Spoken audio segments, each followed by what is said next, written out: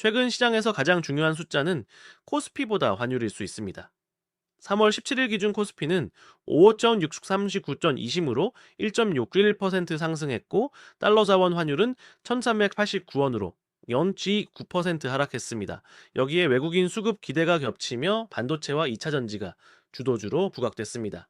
오늘은 달러원 1380원대 안착 여부, 외국인 수급의 지속성, 그리고 반도체 D차 전지를 지금 따라가도 되는지 이제 세 가지 체크 포인트로 나눠서 보겠습니다.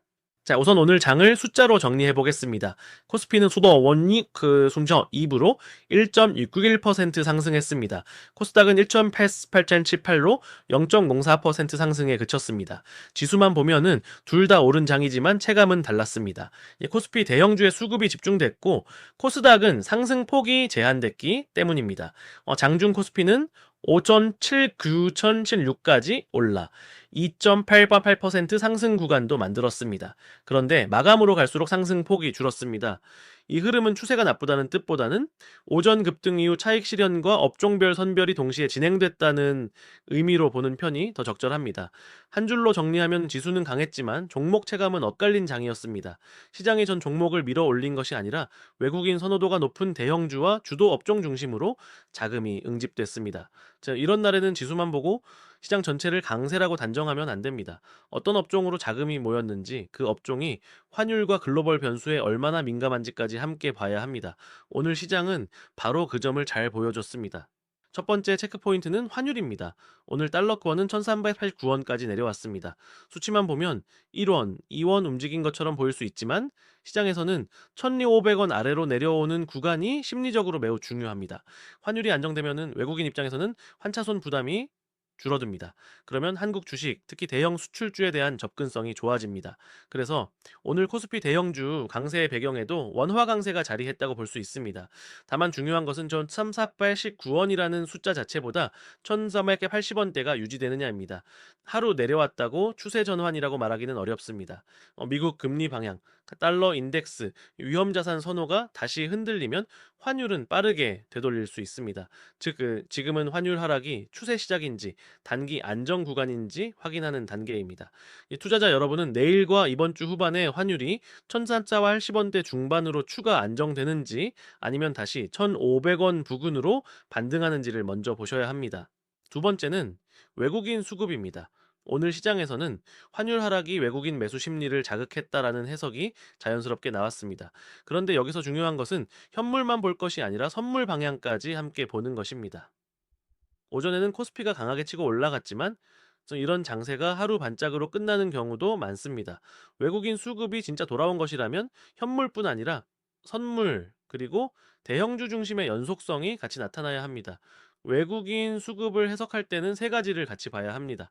첫째, 환율 안정이 동반되는지입니다. 둘째, 반도체 같은 대표 수출주에 자금이 지속적으로 들어오는지입니다. 셋째, 하루 상승 뒤 다음날 눌림에서도 매수가 유지되는지입니다. 만약 외국인이 하루만 강하게 사고 바로 쉬어간다면 지금 장은 추세 전환보다 단기 트레이딩 장세일 수 있습니다. 반대로 환율이 안정되고 외국인 선물 방향까지 개선된다면 코스피 대형주 중심의 추가 탄력이 만들어질 가능성이 있습니다. 결국 오늘의 포인트는 외국인이 샀다 자체가 아닙니다. 외국인이 왜 샀는지, 자, 내일도 살 이유가 남아있는지가 더 중요합니다. 그 이유가 환율 안정과 글로벌 위험 선호라면 그 전제가 깨지는 순간 수급 해석도 달라집니다. 그래서 투자자 여러분은 단순 순매수 금액보다 배경 변수를 같이 보셔야 합니다. 수급은 숫자지만 그 숫자를 움직이는 이유는 환율과 금리입니다. 세 번째 체크포인트는 주도 섹터입니다. 오늘 시장은 반도체와 2차 전지가 대표 업종으로 부각됐습니다. 반도체는 외국인 선호, 환율 안정, 대형주 집중이라는 세 조건과 맞물리기 쉬운 업종입니다. 반면 2차 전지는 같은 주도 업종으로 묶여도 변동성이 더 큽니다. 그래서 두 업종을 같은 방식으로 보면 안 됩니다. 반도체는 수급과 지수, 주도력 관점, 2차 전지는 탄력과 변동성 관점으로 나눠서 봐야 합니다. 자, 반도체를 볼 때는 업황 기대와 외국인 수급이 핵심입니다. 네, 오늘처럼 코스피가 강하고 환율이 안정될 때 반도체는 지수 견인 역할을 하기 좋습니다. 반면 2차 전지는 단기 수급에 따라 움직임이 더 거칠 수 있습니다. 특히 장중 강하게 올랐다가도 체감상 따라가기 어려운 경우가 많습니다. 따라서 지금 시점에서 추격 매수를 고민한다면 반도체는 눌림 확인이 더 중요하고 2차 전지는 거래 대금과 수급 집중이 이어지는지 먼저 봐야 합니다. 지금부터는 실전 전략으로 넘어가 보겠습니다. 반도체는 시장 주도 업종이라도 이미 많이 오른 상태에서 진입하면 수익보다 변동성부터 체감할 수 있습니다. 그래서 기준은 단순합니다. 첫째, 환율이 안정되는지, 이제 둘째, 외국인 수급이 이어지는지, 셋째, 장중 급등 후에도 종가가 무너지지 않는지를 보셔야 합니다. 자, 이 세 가지가 맞으면 눌림 구간에서의 접근 논리가 생길 수 있습니다. 네, 2차 전지는 보다 보수적으로 접근할 필요가 있습니다. 단기 급등 뒤 거래대금이 빠르게 줄면 변동성만 남을 가능성이 큽니다. 즉, 업종이 강하다고 해서 모든 종목이 강한 것은 아닙니다. 네, 개별 종목은 수급 편중이 심하고 뉴스 하나에 흔들릴 수 있습니다. 따라서 2차 전지는 지금 구간에서 추격보다 분할 접근 또는 거래 대금 유지 여부 확인이 더 중요합니다.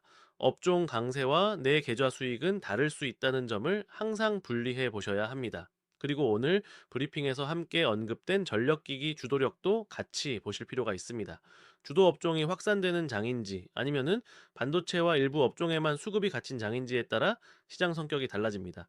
확산장이면 종목 선택 폭이 넓어지고 응집장이면 소수 업종 외에는 체감이 약해집니다. 지금 시장은 아직 응집장의 성격이 더 강합니다.